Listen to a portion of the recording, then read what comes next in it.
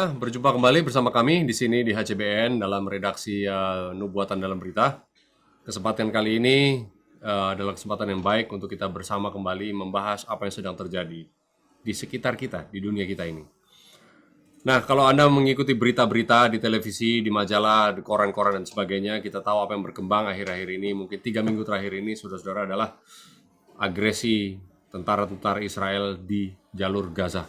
Nah, untuk itu, kami di HCBN membawakan, karena banyak mungkin pertanyaan-pertanyaan juga kepada kami juga, mungkin banyak tuduhan-tuduhan, karena kami adalah televisi rohani yang berdasarkan Alkitab. Banyak juga orang bertanya kemudian. Untuk itulah kami mengambil kesempatan ini untuk menjelaskan pertanyaan, apakah umat Kristen pantas mendukung Israel? Singkat saja jawabannya tidak. Ya, kita akan membahas memberikan beberapa tulisan-tulisan bahkan juga dari Alkitab sendiri. Apakah kata Alkitab mengenai bangsa Israel yang dahulu dan apakah bangsa Israel sekarang itu dan sebagainya. Ya, kami akan mengajak Anda untuk mengambil satu kesempatan melihat video yang berikut ini. Video yang mungkin bisa menggugah hati kita semua ya. Bagaimana tentara-tentara Israel ini mengambil suatu sikap dalam perang dan serangan-serangan mereka ini seperti mereka bermain-main ya, seakan-akan inilah mental mereka. Apakah ini kita support, apakah ini kita dukung di saat mereka membom orang-orang sipil, orang-orang tidak bersalah, mereka bersorak-sorai ya, melihat kehancuran orang-orang lain. Dan kita tahu sudah ratusan umat Palestina menderita dan bahkan mati, anak-anak, wanita dan sebagainya, hanya karena serangan yang tidak beralasan ini. Tentu alasan mereka adalah menghentikan serangan-serangan. Nah, lihat ini dibom langsung mereka sorak-sorai lagi. Alasan mereka tentunya adalah menghentikan serangan-serangan roket dari Hamas dan sebagainya. Nah, tentu kita di sini tidak mendukung juga gerakan Hamas secara gerilya Hamas yang bersembunyi di balik orang-orang sipil. Namun apa yang terjadi di sini tidaklah juga bisa dibenarkan sama sekali.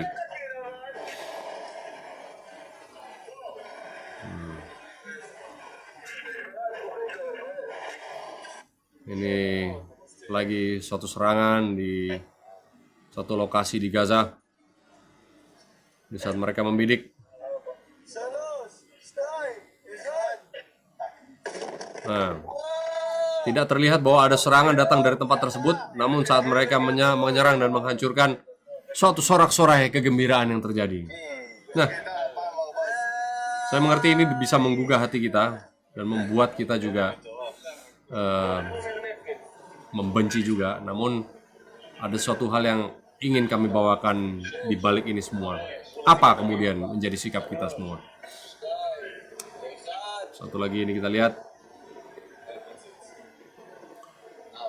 suatu perumahan, satu daerah yang dihancurkan. Nah,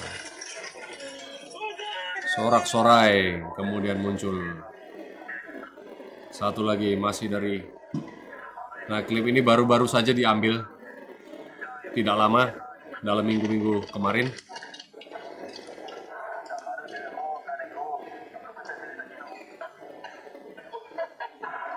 Nah, tidak terlihat seperti mereka ini dalam suatu darurat peperangan ya, mereka hanya seperti main-main saja. Serangan-serangan yang dilancarkan ini kepada kaum sipil. Dan sudah terlihat di dalam kamera tidak ada sesungguhnya serangan yang datang dari sana, namun ya, hanya untuk bersenang-senang.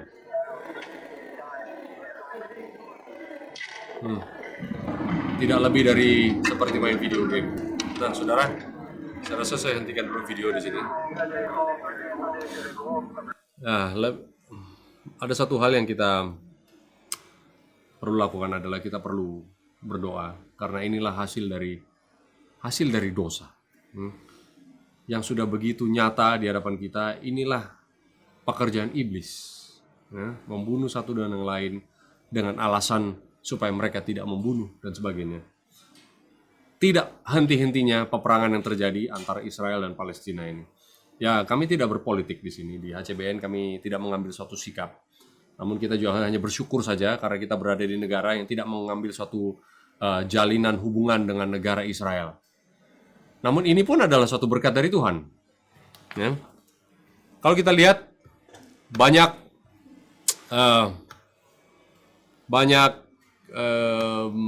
saudara-saudara kita, orang-orang umat Kristen seluruh dunia seakan mengambil suatu simpati yang khusus, seakan mempunyai suatu hubungan yang membabi buta.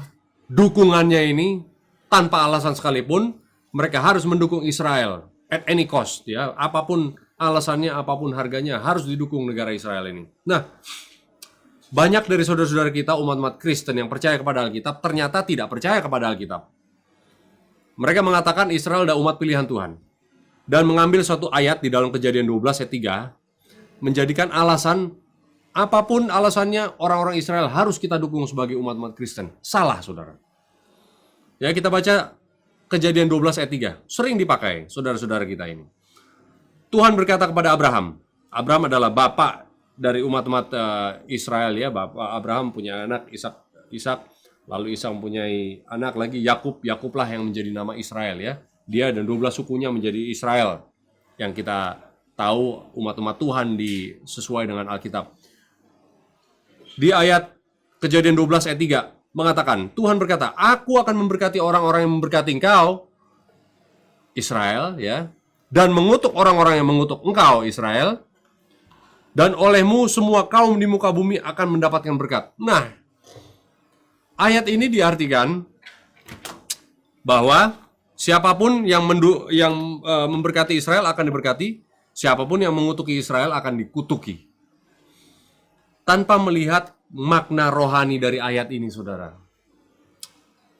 Ayat ini Tuhan berkata kepada Abraham. Abraham adalah bapak dari orang percaya. Yang artinya, siapapun yang memberkati orang yang beriman akan diberkati. Siapapun yang mengutuki orang beriman akan dikutuki. Dan melalui engkaulah, hai orang-orang yang beriman, kaum di muka bumi akan mendapatkan berkat. Saudara, sangat-sangat dangkal kalau ayat ini diartikan bahwa siapapun yang memberkati orang-orang seperti tadi video yang mengebom, membunuh orang-orang tidak bersalah, patut diberkati. Kalau yang mengutuk orang-orang tersebut, patut juga dikutuki. Saya rasa Tuhan tidak bekerja dengan cara demikian. Ya. Kalau Tuhan pun sedang melihat apa yang dilakukan oleh orang-orang Israel ini sekarang, Tuhan pun tidak akan senang. Ya, Tuhan akan mengutuki juga perbuatan-perbuatan apa yang sedang mereka lakukan ini. Nah, mengapa banyak di Indonesia pun berkembang? Saudara-saudara, kalau kita lihat di negara-negara barat, oke lah, di negara Amerika, mungkin banyak dukungan-dukungan yang dilancarkan. Bahkan Presiden Amerika pun, Menteri Pertahanan dan seluruh kabinet seakan-akan seluruh Kongres mendukung pergerakan tentara Amerika untuk mendukung apapun yang dilakukan oleh Israel. Baiklah, apakah kita di Indonesia kalau begitu? Mendukung apa yang mereka lakukan. Nah, di Indonesia ini suatu pergerakan sedang dimunculkan. Ada pergerakan IIPAC, ini Indonesian Israel Inisiatif lah seakan-akan, ya, suatu pergerakan, satu perkumpulan yang mendukung adanya suatu hubungan khusus. Nah, tentu ini tidak disetujui oleh pemerintah pada umumnya dan tidak mungkin akan terjadi secara resmi. Hubungan Indonesia akan dijalin dengan Israel. Karena negara kita ini adalah negara mayoritas saudara-saudara kita juga, kaum muslim. Nah, apakah ini suatu yang baik, apakah suatu yang tidak baik terjadi? Nah, kalau kita lihat, apa sebenarnya yang mendorong orang-orang Kristen? Banyak, contohnya di Bandung beberapa tahun lalu, diketahui bahwa ada satu gereja yang mengumpulkan ratusan umat. Lalu mereka berbakti, merayakan hari nasional, ya, negara Israel. Dan apapun yang dilakukan kebijakan-kebijakan Israel ini, orang-orang ini mendukung sepenuhnya seakan-akan dukungan yang membabi buta yang tidak tahu beralasan dari mana, tidak alkitabiah sekalipun, Lalu mereka mengatasnamakan mereka ini umat-umat Tuhan yang percaya Alkitab. Nah, kita lihat. Sebelum kita ke sana, apa yang kita bisa pelajari melalui Alkitab? Apa sikap umat-umat Tuhan? Apa sikap Tuhan sendiri terhadap orang-orang Israel? Saudara, ini kita tidak belajar nubuatan sepenuhnya hari ini. Namun, Yesus mengatakan, ya, di dalam Matius 23 ayat 38. Nah, ini Matius 23 ini dituliskan kepada kita, menggambarkan saat-saat sebelum Kristus mati di kayu salib. Nah, Yesus berada di tembok Yerusalem, di luar tembok Yerusalem, melihat kepada Yerusalem, kota Yerusalem. Lalu Yesus katakan, dengan tangisan yang luar biasa, dahsyat tangisan Kristus. Dia mengatakan, ayat 38 ya, lihatlah rumahmu ini, hai orang-orang Israel ya, ini akan ditinggalkan dan menjadi sunyi.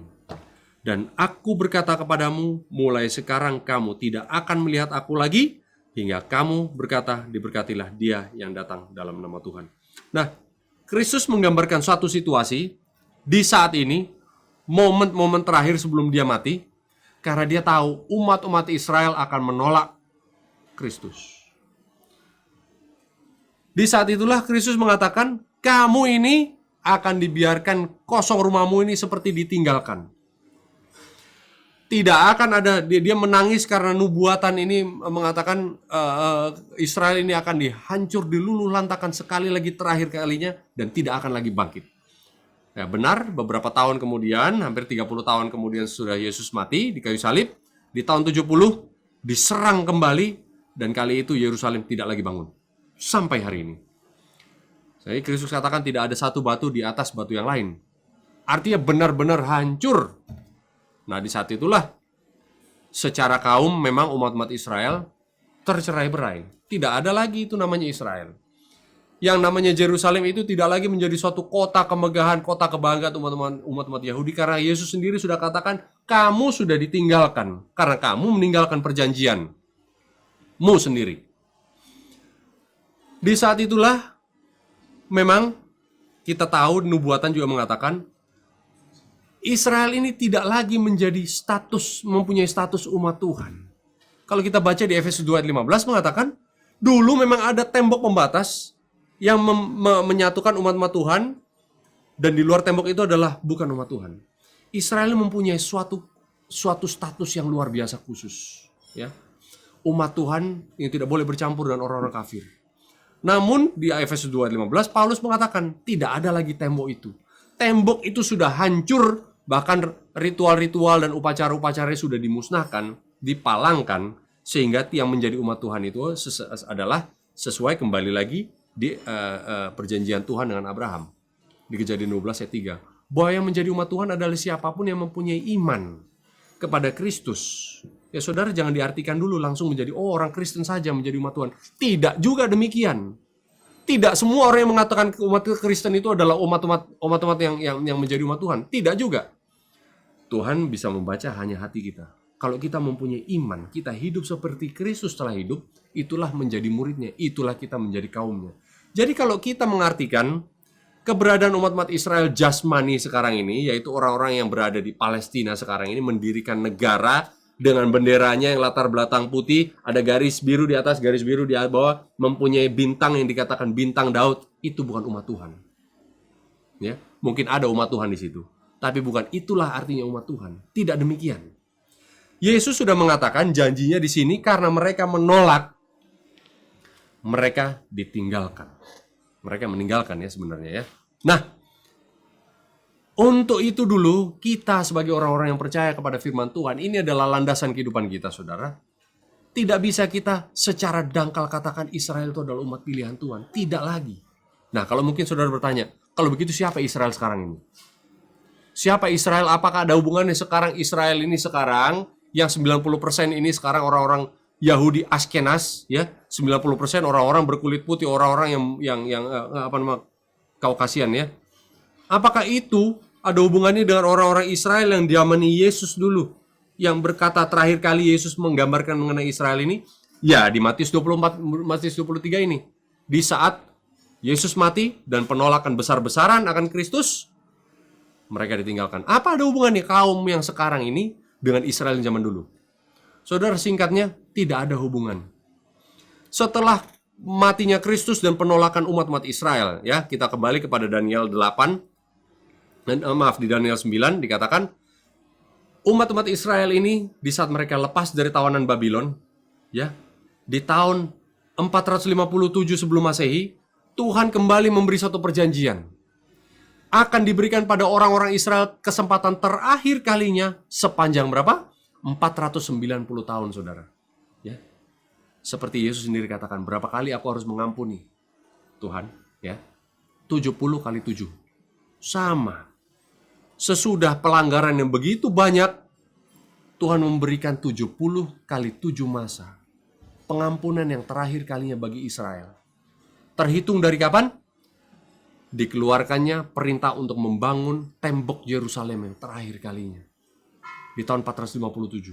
Jadi kalau kita lihat ini sejarahnya 457. Sejarah mengatakan 490 tahun diberikan pada bangsa Israel jasmani, berakhir di tahun 34 Masehi. Karena tidak ada tahun 0 ya. 490 ditambahkan dari 457 sebelum Masehi, berakhir di tahun 34. Nah, di Daniel 9 di bagian akhir ini mengatakan di 7 tahun terakhir sebelum berakhirnya the grace period, ya, masa yang diberikan pada Israel, 7 tahun ini akan dibuat berat bagi mereka. 7 tahun sebelum berakhirnya ini di tahun 34, 7 tahun diberikan kepada mereka seorang raja. Nah, kita berbicara sedikit Alkitab ya, saudara. Kalau begitu mundur dari tahun 34, kita mundur 7 tahun di tahun 27. Apa yang terjadi di tahun 27 sampai tahun 34? Dan di tengah-tengah, kalau kita saudara baca ini di Daniel 9, ayatnya coba kita baca lagi ya, saya lupa ayatnya di Daniel 9. Nah, ayat 27 mengatakan, raja itu, ini berbicara mengenai Mesias yang turun, akan membuat perjanjian itu menjadi berat bagi banyak orang selama 1 kali 7 masa, selama 7 tahun. Pada pertengahan dari 7 masa itu, pertengahan dari 7 tahun itu, antara 27 sampai 34, dia akan menghentikan korban sembelihan dan korban santapan. Dan di atas sayap kekejian akan datang yang membinasakan sampai pemusnahan yang telah ditetapkan menimpa yang membinasakan itu. Saudara, 7 tahun terakhir ini, Tuhan mengirim seorang raja. Raja bukan suatu raja yang diharapkan oleh orang-orang Israel jasmani pada saat itu, saudara. Mereka tidak lagi membaca tulisan-tulisan nubuatan yang dituliskan oleh Yeremia, Yeskiel, Maleaki dan sebagainya, sehingga mereka terpaku pada tradisi, sehingga di saat raja itu datang, yaitu Kristus sendiri datang dengan kesederhananya, di tahun 27 dia dibaptiskan, di tengah-tengah dari 7 tahun terakhir ini yang menjadi masa yang terakhir bagi orang-orang Israel, domba itu tersembelih. Saudara, Kristus mati di tahun 31. Di pertengahan tahun dari tahun 31. Itulah yang menjadi perjanjian yang menjadi penolakan bagi bangsa Israel. Lalu apa yang terjadi tahun 34? Adalah mahkamah. Ya, umat-umat Israel ini bertemu, mengambil satu keputusan bahwa mereka menolak Kristus sebagai Mesias. Dengan cara apa? Mereka mengambil keputusan Stefanus dibunuh sebagai pemberita Injil. Itulah Stefanus direjam batu di tahun 34. Itulah era yang terakhir, kesempatan yang terakhir bagi Israel jasmani, saudara-saudara. Di saat itulah penutupan pintu kasihan bagi orang Israel terjadi. Di tahun 34. Nah, apa yang terjadi di tahun 34 ke sini ya? Di tahun 34 ini umat Israel jasmani tercerai-berai. Tidak ada lagi rumah bagi mereka. Sekarang secara jasmani orang-orang Israel sudah menjadi orang Jordania, sudah menjadi orang Syria, sudah menjadi orang Mesir lagi, mungkin sudah menjadi kaum yang turun-temurun kemudian mengadopsi suatu agama, suatu kepercayaan saudara-saudara kita menganut agama Muslim. Ini pun harus dihormati. Lalu datanglah berabad-abad kemudian, ya, di tanah Palestina sudah menjadi orang-orang Islam. Ya, saudara-saudara kita ini sudah menjadi mayoritas di tanah itu, sehingga orang-orang Yahudi tidak lagi mempunyai kekuasaan politik lah kalau bisa dikatakan. Lalu berabad-abad kemudian muncullah suatu kaum lagi yang secara darah tidak ada hubungannya dengan mereka sesungguhnya. Di abad ke-18, di abad ke-19 ada seorang raja, Raja Khazar, yang di dataran Georgia, yaitu sebelah barat dari Rusia. Raja Khazar ini menganut suatu agama, yaitu agama Yahudi. Kenapa mereka menganut agama Yahudi? Karena tidak mau tekanan dari utara, yaitu Kristen, tekanan dari selatan, yaitu Muslim. Mereka mengambil suatu agama Yahudi, lalu berkembanglah ini agama Yahudi yang tidak ada hubungannya dengan jasmani orang-orang Israel di Palestina. Karena secara jasmani mereka sudah menjadi orang-orang Islam. Ya, mereka hidup dengan damai, mereka mempunyai iman mereka sendiri. Namun orang-orang yang mempunyai kelompok ini, datang dari Georgia ini, inilah yang berkembang, yang mengumpulkan, mempunyai inisiatif mengumpulkan kembali orang-orang Yahudi, baik secara jasmani ataupun rohani, untuk dikembalikan ke tanah Palestina, yang notabene sekarang sudah menjadi milik orang Islam, menjadi orang-orang Palestina punya. Nah, tidak heran di sini menjadi suatu peperangan yang tidak ada habis-habisnya. Mereka memaksakan merampas apa yang menjadi milik orang Palestina. Didirikannya lah itu negara Israel. Saudara, sejarah itu begitu panjang ya. Dari Balfour Declaration dari 1917, lalu ada peperangan 6 hari, lalu didirikan negara Israel tahun 1948. Ini adalah suatu agresi, agresi dari bangsa-bangsa Yahudi sendiri untuk menguasai satu tanah yang sebenarnya bukan milik mereka. Inilah saudara, banyak orang-orang tidak mengerti sejarahnya mengapa. Lalu kita mengambil satu sentimen yang sebenarnya pun tidak alkitabiah, sehingga mendukung kalau kita percaya Alkitab, seakan-akan kita harus percaya bahwa orang-orang Israel lah umat pilihan Tuhan. Salah, saudara. Apa yang terjadi di Israel adalah orang-orang yang mengambil hak yang bukan sebenarnya milik mereka. Inilah kesempatan yang dipakai oleh iblis menjadikan peperangan terus-menerus. Ya, baik juga pihak-pihak, mungkin pihak-pihak yang disusupi juga. Mungkin terorisme ini mungkin juga ada pihak-pihak lain yang membuat antitesis sehingga tesisnya diterima oleh orang. Ya kan, membuat satu situasi sehingga memang pantas diperangi karena mereka juga memerangi, sehingga ya mau tidak mau harus diterima bahwa memang pantaslah peperangan ini terjadi. Namun kita sebagai umat Tuhan, kita tahu saudara-saudara, rancangan Tuhan adalah rancangan damai sejahtera ya. Namun kecuali kita berdiri di atas firman, tidak ada sesungguhnya damai yang sesungguhnya itu. Nah, kalau kita bicara mengenai politik Timur Tengah, saudara, ini bisa memakan waktu berhari-hari, tidak selesai juga. Ya.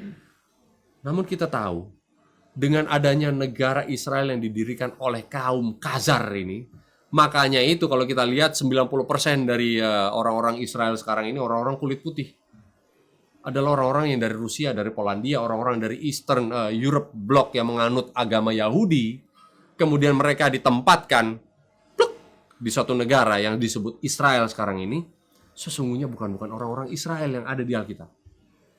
Nah, orang-orang ini adalah orang-orang Yahudi yang sekuler. Bahkan kalau saudara tidak percaya, bahkan orang-orang yang memang Yahudi yang memang kalau pakai baju hitam, topi hitam yang bercambang, berkepang-kepang dan sebagainya, mereka pun menolak pergerakan Zionisme.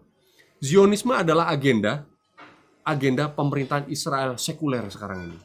Tidak ada hubungannya dengan Yahudi yang rohani. Ya. Nah, kalau kita telusuri kembali, mengapa dari kaum Khazar ini, kaum Askenaz inilah muncul ya, yang menjadi pendiri negara Israel adalah keluarga Rothschild. Rothschild ini dibilang the father of Israel, bapak dari orang Israel. Mengapa Rothschild lah yang memilih lambangnya bendera Israel harus seperti itu? Dia yang memilih. Mengapa ini memang cenderung kalau saudara-saudara bisa mengatakan ini adalah konspirasi teori dan sebagainya ya. Dari kaum Illuminati, mengapa ada simbol di gedung parlemen Israel dan sebagainya, simbol-simbol yang memang datangnya dari Babylon. Ya. Mengapa hal-hal ini syarat dengan pergerakan-pergerakan Israel Mason ya. Freemason ini dengan Israel ini sangat berkaitan begitu erat. Mengapa pendiri-pendiri dari negara-negara Israel, bahkan sampai sekarang pun PBB pun mempunyai suatu hubungan yang erat dengan Israel. Mengapa Dewan Keamanan PBB selalu mengikut sertakan Israel di dalamnya? Jadi seakan-akan kebijakan Israel dan Amerika pun selalu akan didukung oleh PBB. Karena pendirinya PBB pun adalah Rothschild. Ya, pendirinya PBB adalah pendukung-pendukung juga Freemason. Kenapa dari sekjen PBB pun istrinya pun adalah keluarga Freemason? Nah, namun itu panjang sekali untuk dibicarakan. Nah, intinya adalah ini. Kita orang-orang Indonesia, nah, Freemason ini masuk sudah di Indonesia ini sejak 100 tahun lalu mungkin. Kenapa di Indonesia? Di tahun 1962, ya, 1962 diambillah suatu keputusan oleh Presiden Soekarno. Keputusan Presiden tahun 1962 melarang pergerakan Freemason ada di Indonesia. Karena pergerakan Freemason ini sebelum tahun 1962 ini mereka mendirikan rumah-rumah ibadah, ya. Rumah-rumah ibadah ini di kaum-kaum intelijen Indonesia dikumpulkan lalu mengadakan suatu ritual-ritual yang cenderung satanis. Maka rumah-rumah loji di Indonesia ini dibilang satanis, rumah setan, menyembah iblis dan sebagainya. Ternyata kalau ditelusuri loji ini semua muaranya adalah ya dari Israel yang sedang berkembang. Mengapa lodge ya, loji lah di Indonesia dikatakan ya, berkembang di Semarang, ada loji nomor 46, ada saya mengambil dari Wikipedia saudara, ada dari Yogyakarta, dari Surakarta, loji di Probolinggo, Makassar, Medan, Magelang, Salatiga, Bandung, Malang, Blitar, Batavia, Jember, Bandung, Palembang, Sukabumi, Purwokerto, dan lain-lainnya. Ini adalah pergerakan yang sudah sangat-sangat kuat. Namun presiden kita mengambil satu keputusan. Ini pergerakan ditunggangi oleh Zionisme. Untuk itulah ya Bapak Reformasi ya, proklamator kita mengambil suatu keputusan harus dihentikan. Dia keluarkan Kepres di tahun 1962. Namun apa yang terjadi saudara? Keputusan presiden ini 1962 yang mengharamkan ya, melarang adanya Freemason dengan organisasi-organisasi anaknya seperti Rosicrucianisme dan Satanisme dan sebagainya dilarang. Lalu di tahun 2000 dibuka kembali oleh Bapak Gus Dur sebagai presiden waktu itu, mengambil keputusan presiden nomor sekian-sekian di tahun 2000 membuka kembali Freemasonry di Indonesia. Alasannya adalah hak asasi manusia, ya. Banyak hal-hal yang dilakukan oleh Pak Gus Dur begitu baik, namun mungkin kalau salah satu yang ini untuk dibuka kembali, Kepres yang dikeluarkan oleh Soekarno kemudian ditutup oleh Pak Gus Dur, ya ini kita harus lihat alasannya mengapa. Karena itulah kemudian Rosicrucianisme ini kembali muncul, ya. Ini adalah paham-paham teosofi, paham-paham New Age yang berkembang, yang sesungguhnya ini adalah akarnya adalah Luciferianisme, ya, penyembahan kepada iblis. Kalau kita sebagai negara Pancasila, sesungguhnya kita tidak menerima paham-paham seperti ini. Nah, saudara, begitu banyak kita bisa bahas dari hal ini. Namun inilah yang berkembang sekarang ini. Kalau kita baca nubuatan, Paulus juga mengatakan di akhir zaman sebelum kedatangan Kristus kedua kali, banyak paham-paham, banyak agama-agama, kepercayaan-kepercayaan yang begitu berkembang, ya, yang sebegitu jauhnya dari firman Tuhan yang begitu mudah dimengerti. Ya, inilah pintu dari ajaran-ajaran, angin-angin pengajaran begitu membingungkan kita sebagai umat manusia. Sesungguhnya muaranya dari agama itu sebenarnya hanya satu, ya. Bagaimana kita bisa menguasai diri kita? Pengendalian diri, penguasaan diri yang hanya melalui Kristus kita memandang kepada salib itu bisa diberikan pada kita. Sehingga kita hidup oleh roh, menghasilkan buah-buah roh. Atau buah roh yang seperti ditulis dalam Galatia 5 ayat 22 dan 23. Ini sebenarnya adalah agama yang sesungguhnya, yang sejati. Di saat kita hidup seperti Kristus telah hidup. Saudara, begitu banyak ajaran-ajaran yang sudah lepas dari esensi, ya, yang membuat kita ini bingung dari ajaran Kristus yang sebenarnya. Nah, nubuatan yang kita baru bicarakan, ya, pergerakan Zionisme, pergerakan Israel yang sudah merebak, ya, menghancurkan saudara-saudara kita yang tidak bersalah ini. Ini adalah bukti bahwa memang pergerakan dari iblis ini sudah merajalela. Sedang dibuatnya lah kita berperang satu dan yang lain. Orang-orang yang tidak bersalah dibuat perang dengan orang-orang yang memang tentara-tentara dan agenda-agenda politik yang memang membuat dunia ini kacau. Karena apa? Ya inilah agenda dari Lucifer sendiri. Saudara, kita sebagai umat Kristen mengambil satu sikap. Tidak membabi buta dukungan kita kepada umat-umat Israel. Ini bukan posisi kita secara resmi. Alkitab pun tidak membenarkan. Kristus mengatakan, saudaramu, ayah dan ibumu adalah mereka yang melakukan firman, melakukan kehendak Tuhan. Bukan orang-orang yang membabi buta juga menghancurkan saudara-saudara kita yang tidak bersalah. Bukan itu umat Tuhan. Israel bukan lagi umat Tuhan. Umat Tuhan adalah siapapun yang mau hidup sesuai dengan iman, ya, menerima Kristus sebagai juru selamat, yang mempunyai kehidupan sama dengan siapa yang sudah membebaskan mereka dari dosa. Itulah umat-umat Tuhan sejati. Jadi bagi saudara-saudara yang sudah mengirim begitu banyak SMS yang sudah masuk kepada kami, yang mengatakan mungkin banyak juga saudara-saudara yang sudah memaki, ya, dengan kata-kata wah aduh yang tidak pantas kami ulangi di sini di televisi.